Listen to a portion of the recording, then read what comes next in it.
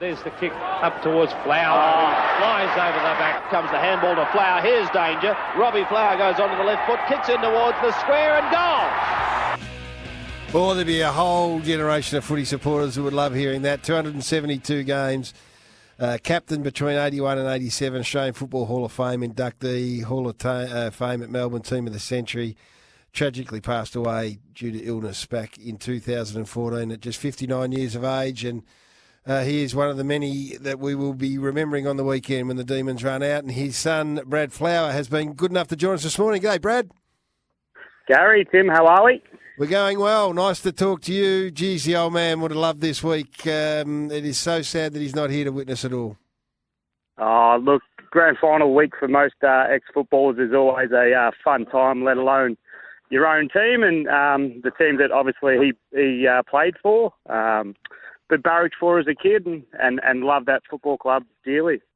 Hey, Brad, good morning to you. What are your memories as a young boy growing up being the son of Robbie? Oh, look, I can't remember a lot of the football side of it, but I do remember the parts where we would go to the games when after he retired. And I remember meeting Garry and Todd and these guys in the rooms, but I'd go kick the footy on the G afterwards for hours, it seemed like, while Dad was there having a beer with the guys and socialising after the games. So a lot of that stuff you remember. Walking through under the G and people pointing and going, oh, look, son, that's Robbie, you know. Those things are really things that you do remember. He was such a modest man to us, and I'm assuming he was a modest father as well. Did he ever reflect? Did he ever sit around and talk about footy to you and talk about his great memories of the game? No, not a lot. No, not a lot of the football stuff. You definitely ask things.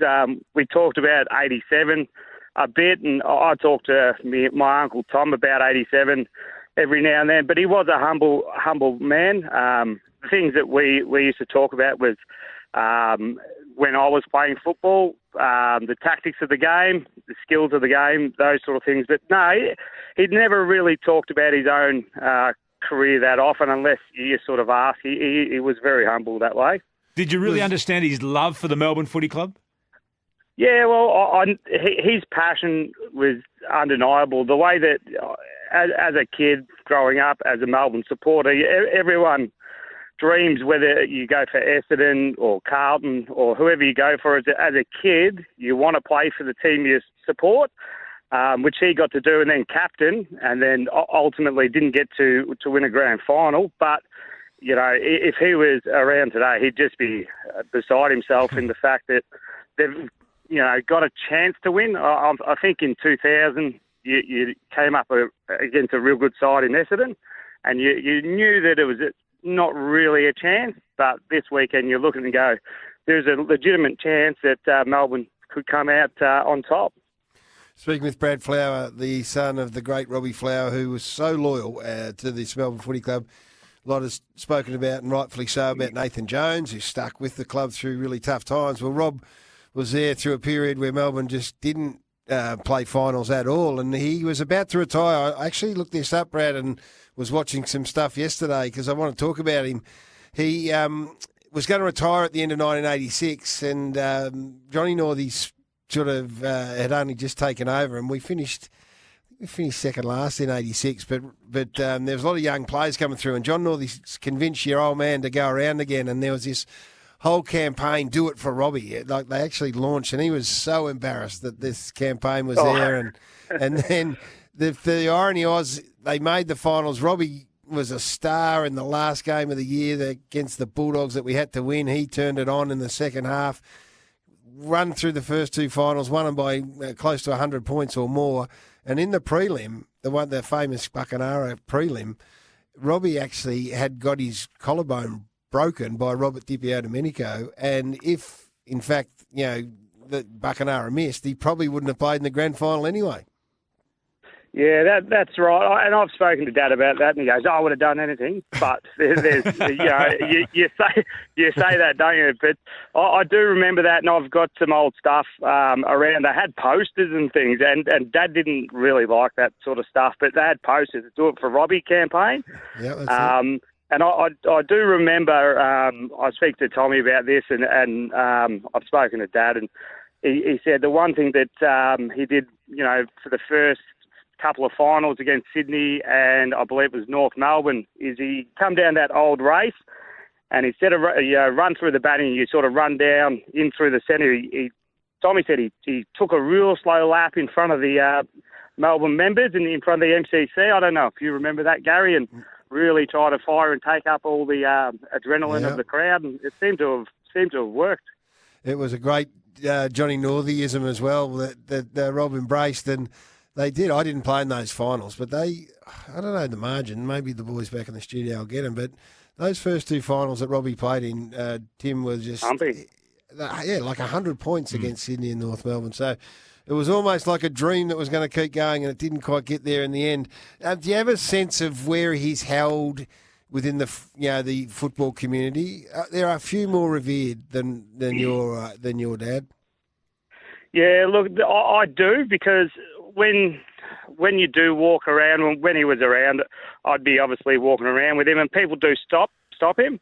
And a lot of them would say, look, Robbie, I was a Carlton supporter, and I used to come to the footy just to watch you. Yeah. And that wasn't just one person. That's something that is etched into my brain. That's a lot of people would say that even though Melbourne was no good, if you're a Melbourne supporter, a lot of them went just to watch Dad, and he'd get embarrassed about that sort of stuff. But I do understand how much people do enjoy watching him. But he talks to people on the street. People really embrace him as a person because he was a humble man. Talking to Brad Flower, son of Robbie Flower. Now, you've got a 12-year-old boy, Jet. He loves Melbourne too, wears number 2 on the back of his jumper. Have you and Jet ever sat down and watched some old vision of Robbie playing?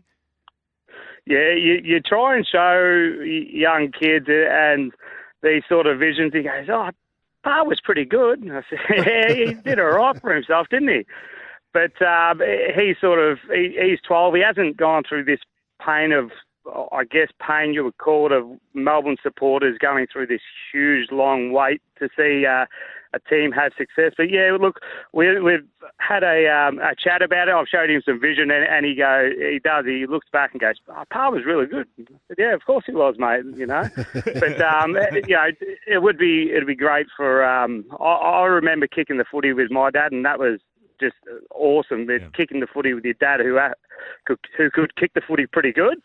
I just wish he was still around to have a kick with my young fella, but it is sort of what it is, isn't it? Yeah. What a beautiful, beautiful tribute you're paying to your dad right here, Brad. You played, Tim, while we got Brad on the line, you would have played state footy with Rob, and I always remember that those state games, and Robbie's Demons would be last or second last or third last on the ladder, and he would come into those state games with the greatest players, like the biggest names in footy, and just elevate himself even above them at times, yeah? That is true. He starred in the state games, Brad. He absolutely starred. And back then, for people listening too, the coverage of the game wasn't like it is now. So you would only get glimpses sometimes of the poorer teams that weren't participating in the finals. You wouldn't see them week to week on the TV. And you'd only get this grainy vision, Brad, of a Sunday morning on World of Sport. And sometimes it would just be in slow motion. It would be like 20, 30 seconds of your old man playing. You actually had to go there to the game to appreciate the talents. And he just floated like a butterfly when he played, didn't he?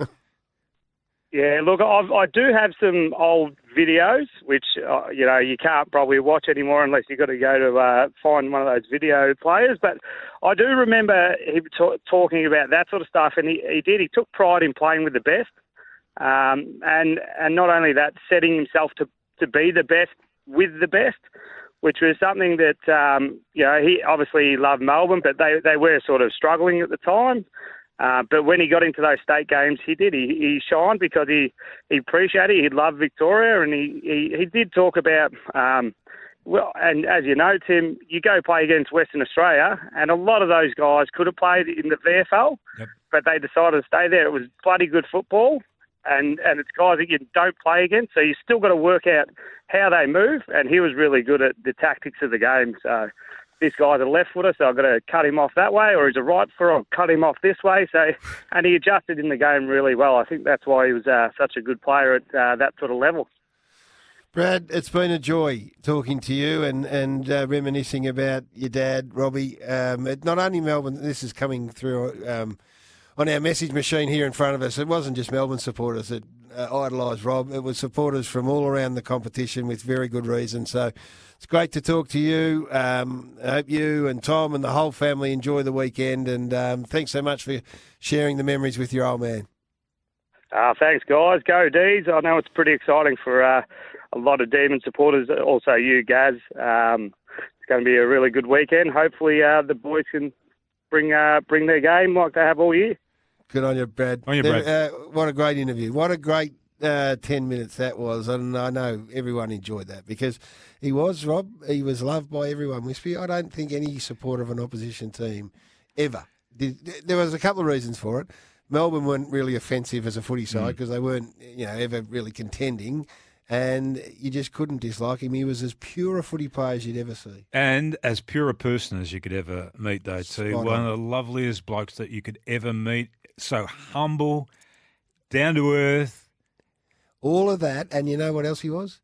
He was as competitive as anyone you'd ever meet, Wispy. He was that defied the way he looked. Yeah, exactly. But therein is the heart of a true champion.